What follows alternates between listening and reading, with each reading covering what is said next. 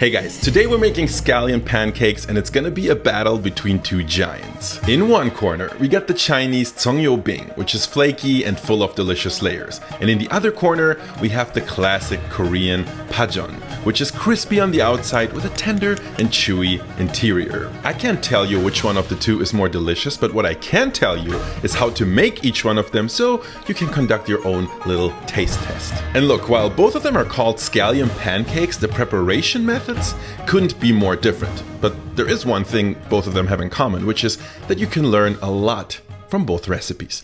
Let me explain. Let's begin with the Chinese scallion pancake Cong You Bing. It starts with simply mixing all-purpose flour with a bit of salt, nothing new here, but then you add hot water, almost boiling hot water actually, and mix everything with some kind of tool in order to not burn yourself, and then knead everything into a ball and let that rest for at least 30 minutes. So this hot water dough is the first cool thing we can learn. Normally when you think of wheat flour dough, it's usually, stretchy and elastic. Just think of pulling noodles or tossing pizza dough. That's all happening thanks to the magic power of gluten, which you can basically imagine like thousands of tiny little springs that connect to each other once you add water to flour. Or wait, maybe I should say once you add cold water to flour. That's because adding hot water actually has a strikingly different effect. What happens to the gluten is pretty much this.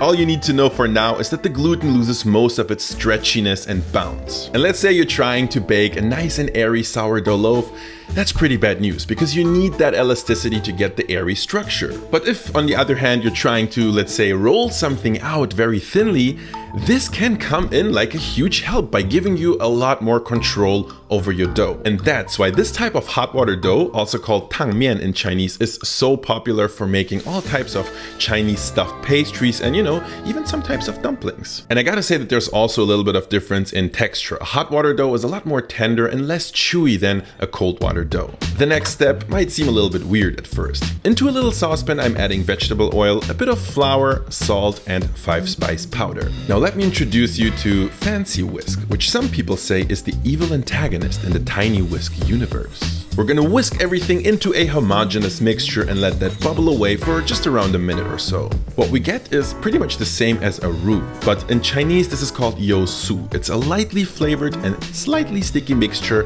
that we will be using to create the Chinese scallion pancakes' second outstanding feature, its many flaky layers. I guess most of you have tried a croissant or puff pastry in your life, am I right? All those beautiful puffy layers you get inside, they're the result of a process called lamination. I'm not gonna go too deep into this, but it's a special folding technique that results in alternating layers of dough and butter and dough and butter and dough and butter. The fat is what keeps the layers separated, but when you bake the croissant, the moisture from both the dough and the butter, which does contain 15% water or something, it turns into steam, it expands and inflates the croissant from inside.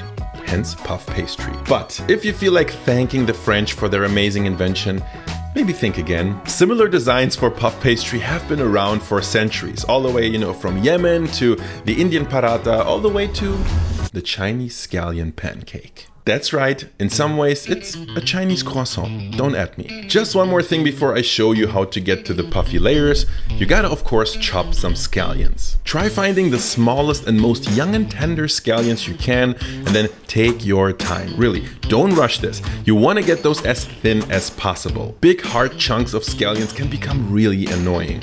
Now, grab your rested dough, divide into 4 equal parts, roll these up, play a quick round of 4-ball Monty. Okay, I'm sorry. Then we start rolling. Get your dough into some kind of long rectangular or elliptical shape. Don't stress out about the shape, but do try to get it nice and evenly thin. You should hopefully feel that our hot water dough is very forgiving and easy to work with. Now, brush on a thin layer of your Yousu, just a thin layer, not more than that. Remember, this is only to help keeping our layers separate. Now, sprinkle on a handful of scallions. Don't overdo it or your pancake will burst. And also make sure to leave a lip of around 2 centimeters on the edge that's furthest away from you. Now we can roll this up again. The first fold might be a little bit tricky, just go bit by bit, but once you got that down, you will almost intuitively do the rest right and then end up with a long and scallion-filled tube. This was just the beginning though, because we're now gonna coil this up. make sure to tuck the loose end under the pancake itself and then just kind of press this down with your palm until you get a nice and evenly spirally cake. I'm pretty sure every single grandma in China has her own technique of doing this. For example, you can also do the infamous double coil, where you start coiling from both ends, and once you meet in the middle, fold them on top of each other and press, which is my personal favorite method actually. No matter how you do this, your final step will be to flatten and roll out your cake one last time. Try to be gentle and make sure none of the scallions tear the skin and leak out of the cake. This is actually why I told you to use very finely minced scallions. But you know, even if it does tear, no worries, it's mostly about aesthetics here. And you know, this repeated rolling and re-rolling and coiling up is basically the old school way of making puff pastry with lots of layers by hand. One of the coolest things is that you can actually keep those pre-made scallion pancakes in the fridge or even in the freezer. Just make sure to, you know, put some like sheets of baking paper or something between them so they don't stick to each other. I didn't have any around, so I used greased aluminum foil, but you get the gist. And you know, in fact, a lot of scallion pancake aficionados will actually tell you that you have to rest them overnight. There's kind of a reason for that. Look, this is a very popular breakfast item in China and Taiwan, but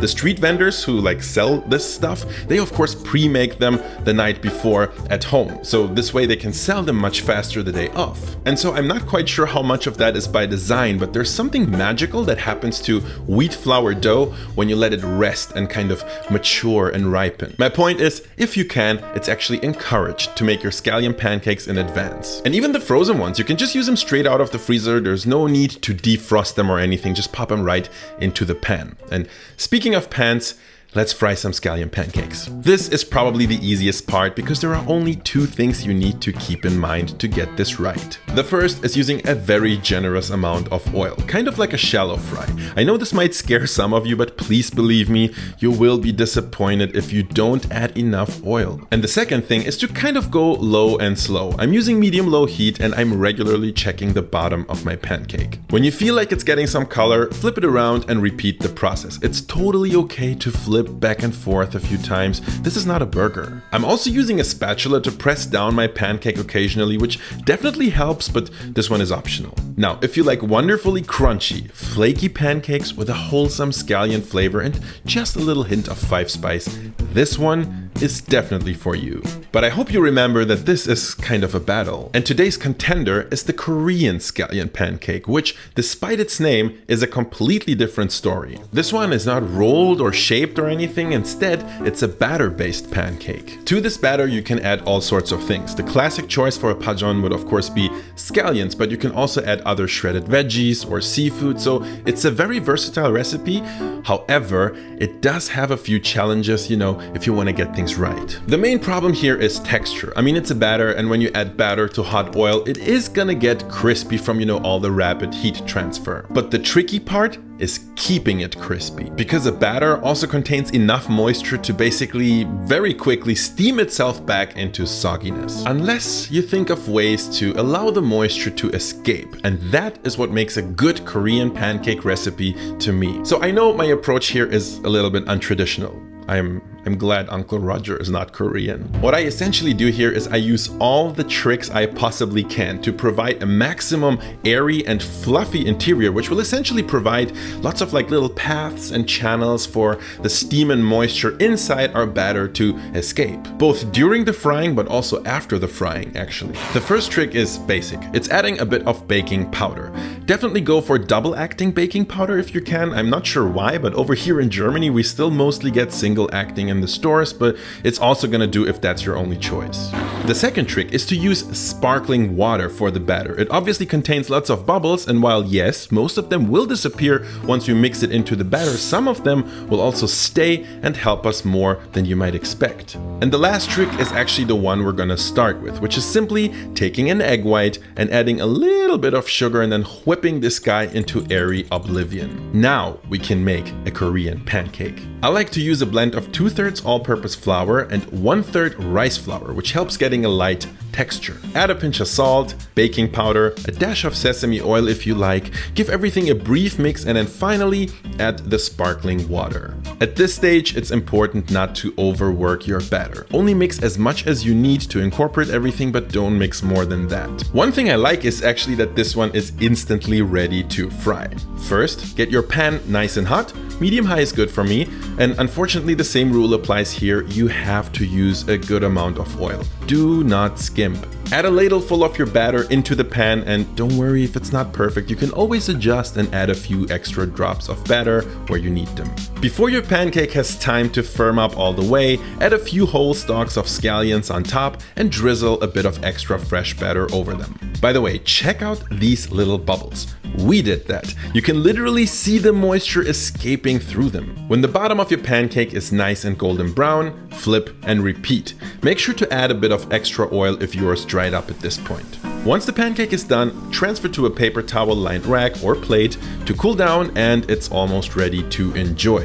Just make a quick dip from sugar, soy sauce, rice vinegar, and a dash of Maggi seasoning, sorry about that, and devour. As you can see, if you know how to apply a few simple tricks, making scallion pancakes, no matter if it's the Korean kind or the Chinese kind, is really a piece of cake. Let me know if you have any other tricks or, hacks up your sleeve that I might have missed to make scallion pancakes, and also let me know which one is your favorite type. Is it the Korean one or the Chinese one? We're gonna do a little survey and I'm excited for the results. Anyway, thanks for watching, and I'm gonna see you in the next one.